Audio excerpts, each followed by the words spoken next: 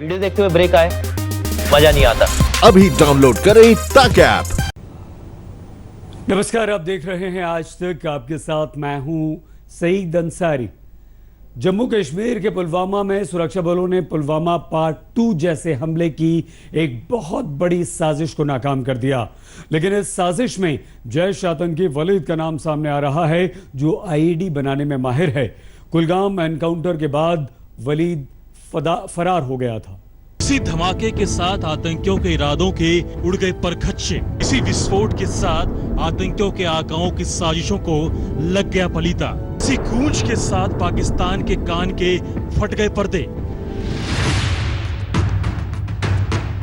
आए तो थे पुलवामा को दहलाने के लिए, सुरक्षा बलों को निशाना बनाने के लिए,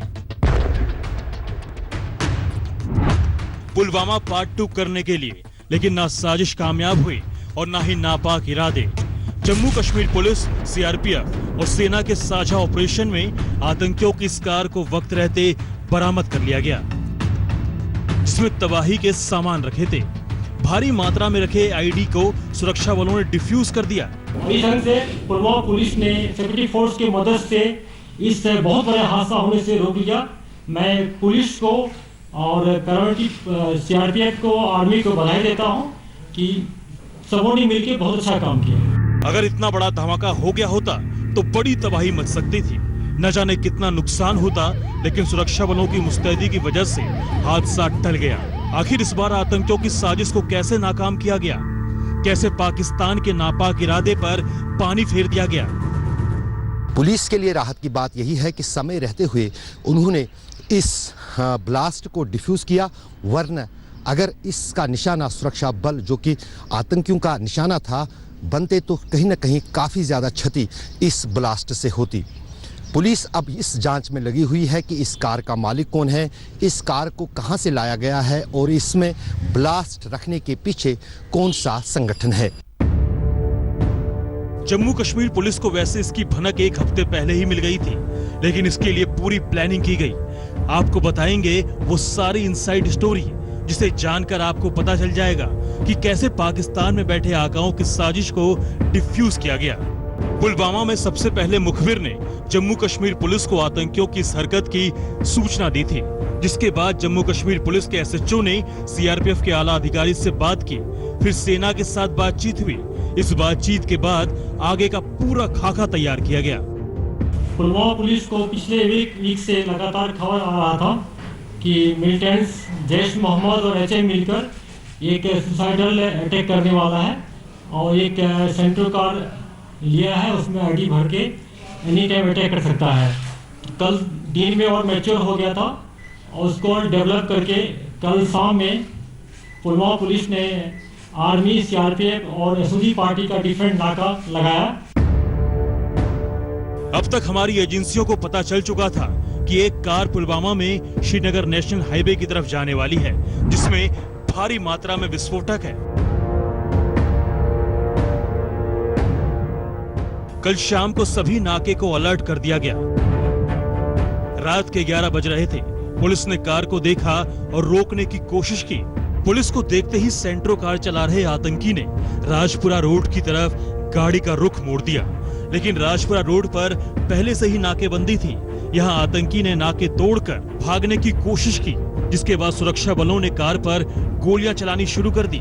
लेकिन अंधेरे का फायदा उठाकर आतंकी कार छोड़कर फरार हो गया। बाद में जब कार की तलाशी ली गई तो सुरक्षा बलों के होश फाख्ता हो गए। इसमें करीब 45 किलो विस्फोटक रखे हुए थे। इसी गाड़ी में जिसका खबर था, जब नाका पार्टी के पास आया तो हमारे फोर्स ने वार्निंग फायर दिया। वार्निंग फायर करने के बाद मिलिटेंट गाड़ी घुमा के वहां से भागा। अगला नाका पार्टी भी उस पर फायरिंग किया, वार्निंग फायरिंग किया। तो उस जगह मिलिटेंट चूंकि अंधेरा था, गाड़ी को छोड़ के वहां से भाग गया। विस्फोटक इतना ज्यादा था कि रात भर इंतजार किया गया। एक्सपर्ट की टीम को बुलाया गया। आज सुबह करीब 8 बजे बम स्क्वाड को बुलाकर आईडी को डिफ्यूज किया गया, लेकिन कंट्रोल डिफ्यूज के बाद भी इसकी गूंज 2 किलोमीटर तक सुनाई दी। 200 मीटर तक कई मकानों के शीशे टूट गए, दरख्त उखड़ गए, ट्रांसफार्मर जमीन पर गिर गए, टीन के शेड बिखर गए, जबकि धुएं का गुबार आसमान में छा गया। इसी गुवार के साथ पाकिस्तान की एक और साजिश धुआं हो गई। पाकिस्तान को पनाहगार बना चुके आतंकियों के मंसूबे पर पानी फिर गया। अशरफ बानी, पुलवामा, आज तक। पुलवामा के राजपुरा में जिस कार को आतंकवादियों ने पकड़ा और जिसमें रखा बारूद नष्ट किया, वो एक बहुत खतरनाक साजिश थी।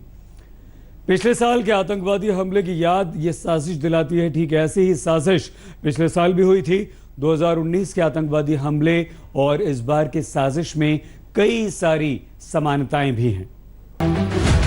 एक जैसी साजिश थी, एक जैसा तरीका इस्तेमाल हो रहा था। 2019 में विस्फोटक भरी कार उड़ाई थी, इस बार भी वैसी ही कार विस्फोटक से भरी हुई, लेकिन इस बार आतंकी नाकाम हो गए। जैसी तबाही और शहादत 2019 में हुई, गनीमत रही कि वैसा इस बार कुछ भी नहीं हुआ। कार में 40 से 45 किलो विस्फोटक लदा था। साजिश बहुत बड़ी थी, बिल्कुल वैसी ही जैसी 2019 में थी। आतंकियों का नापाक इरादा वैसा ही था, लेकिन सुरक्षा बलों की मुस्तैदी ने उनके मंसूबों को एक एक धमाके के साथ धुआं कर दिया। एक धमाके के साथ ही विस्फोटक की पूरी खेप नष्ट हो गई। कार मलबे के ढेर में तब्दील हो गई। इसकी चपेट में आसपास के घर भी आ गए। दीवारें टूट गईं, खिड़कियां, दरवाजे सब बिखर गए। घर के अंदर फर्नीचर भी तबाह हो गए। पता नहीं किसने गाड़ी रखा, कुछ नहीं है, हमको कुछ पता नहीं है। फिर हम रात को ऐसे ही जागे रहे थे रात को। फिर सुबह निकाला, आप यहाँ से निकलो, खिड़की विड़की रखो खुला, डंगर है वंगर है, अगर कोई है वो इसको बाहर निकालो। फिर इस गाड़ी को धमाका किया तो और हमारा इस मकान को तबाह कर दिया। पाकिस्तान की मिट्टी पर पल रहे आतंकी संगठनों ने मिलकर 2019 जैसी घटना को अंजाम देने की तैयारी की थी। क्या आपको लगता है कि ये जो पुलवामा जैसे हमला हुआ था, उसी तर्ज पे ये हमला होने वाला था? बिल्कुल उसी तरह पर था। और मिलिटेंट में खास करके जैश मोहम्मद हरदम प्रयास करता रहा है कि बड़ा सा सेंसिटिव अटैक करे, सेंसेशनल। जैसे कि आप लोग देखे होंगे कि पिछले 4 महीना में जैश मोहम्मद का कमांडर कारी यासिर मारा गया, HM का रियाज नाकू मार गया, उसका डिप्टी चीफ जुनेद सिफला मार गया। ये लोग भी प्रेशर में है कि, और ये लोग जो नए लीडरशिप इनका है, ये चाहता है बड़ा हादसा करके और ये दिखाना चाहे नेगेटिव पे है कि मिलिटेंट का अपहरण है, जो हम लोग नहीं होने देंगे। 14 फरवरी 2019 को पुलवामा के अवंतीपुरा में जो आतंकी हमला हुआ था, उसमें भी कार का ही इस्तेमाल हुआ था। वैसी ही कार जैसी इस बार की जा रही थी। आतंकियों ने कार में विस्फोटक रखकर उसे तबाही का हथियार बना दिया था। 2019 का जो हमला हुआ, उसमें कार को एक आतंकवादी चला रहा था। जैश ए मोहम्मद ने अपने आदिल नाम के दहशतगर्द को आत्मघाती बम बना दिया था। विस्फोटक लदी कार को ड्राइव कर रहे आतंकी आदिल ने CRPF के काफिले को टारगेट किया था। इस बार भी कार में एक ही आतंकी सवार था। जब सुरक्षा बलों ने उसे चुनौती दी तो भागने में कामयाब रहा। इस बार आतंकियों ने अमोनियम नाइट्रेट और नाइट्रोग्लिसरीन जैसे विस्फोटक कार में छिपा रखे थे। कार के पिछले हिस्से में विस्फोटक को रखा गया था, ठीक 2019 जैसा। पिछले साल के आतंकी हमले में जैश ने अमोनियम नाइट्रेट, नाइट्रोग्लिसरीन और RDX विस्फोटक से धमाका किया था। सुरक्षा बलों को शक है कि इस बार की साजिश में जैश के साथ साथ हिजबुल मुजाहिदीन भी शामिल था। पिछली बार जो हमला हुआ था, उसे सिर्फ जैश ने अंजाम दिया था। जांच एजेंसियों को जैश से जुड़े कई अहम सुराग हाथ लगे थे। जैश ए मोहम्मद ने पिछले साल CRPF के काफिले को टारगेट किया था। विस्फोटक लदी कार से CRPF की बसों में टक्कर मार दी थी। इसमें 40 जवानों की शहादत हो गई थी। इस बार जैश और हिजबुल की मिलीजुली साजिश थी कि सेना पर कोई बड़ा हमला किया जाए। विस्फोटक भरी कार वैसे ही टारगेट की तलाश में थी, लेकिन उन्हें कामयाबी नहीं मिल पाई। इस बार कार को जिस जगह पर सुरक्षा बलों ने जब्त किया और विस्फोटक नष्ट किया, वहां से पिछले हमले वाले जगह की दूरी महज 16 किलोमीटर है। जम्मू श्रीनगर हाईवे पर पिछले साल आतंकियों ने हमला किया था। इस बार कार को आतंकी किसी ऐसे ही सैन्य ठिकाने की तलाश थी। हो सकता है कि उनका टारगेट भी तय हो। सुरक्षा एजेंसियां अब भी उसी को पुख्ता करने में लगी है। ऐनगुंड गांव में सुरक्षा बलों ने एक बड़ी आतंकी साजिश को नाकाम कर दिया है।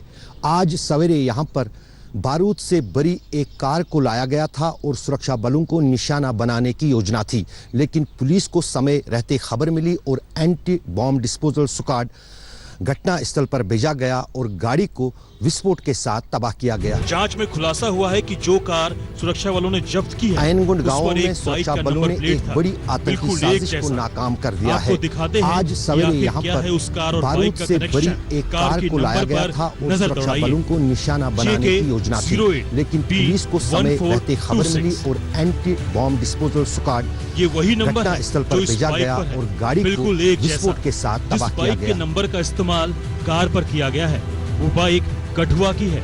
इसके मालिक एक बीएसएफ के अधिकारी हैं। बाइक मालिक के घर वालों को जब इसकी खबर मिली कि कार पर उनकी बाइक का नंबर का इस्तेमाल किया गया है तो वो हैरान रह गए।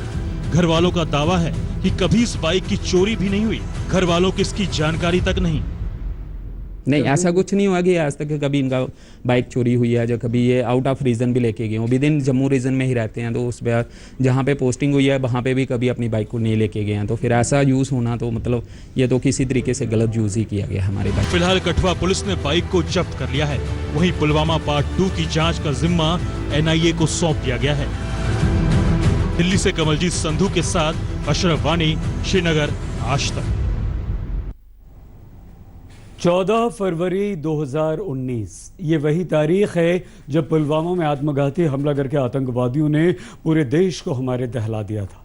कैसे आतंकवादियों ने उस हमले को अंजाम दिया था, कैसे उसके बाद हमारे जवानों ने लिया था बदला, आइए हम अपनी इस रिपोर्ट में आपको दिखाते हैं। 14 फरवरी 2019 ये वही मनहूस तारीख थी जब देश को सबसे बड़ा सदमा लगा। ये वो दिन था जब सीआरपीएफ की 76वीं बटालियन के 40 से ज्यादा जवान शहीद हो गए। जम्मू कश्मीर के पुलवामा के लीथोपोरा में सीआरपीएफ जवानों पर आत्मघाती हमला हुआ। सीआरपीएफ के काफिले पर विस्फोटक से भरी एक कार जा टकराई और फिर हुआ भीषण धमाका। इसके बाद तो दिल दहलाने वाला दृश्य सामने आया। धमाके का धुआं छटा तो चारों तरफ हमारे जवानों के शत विक्षत शव बिखरे मिले।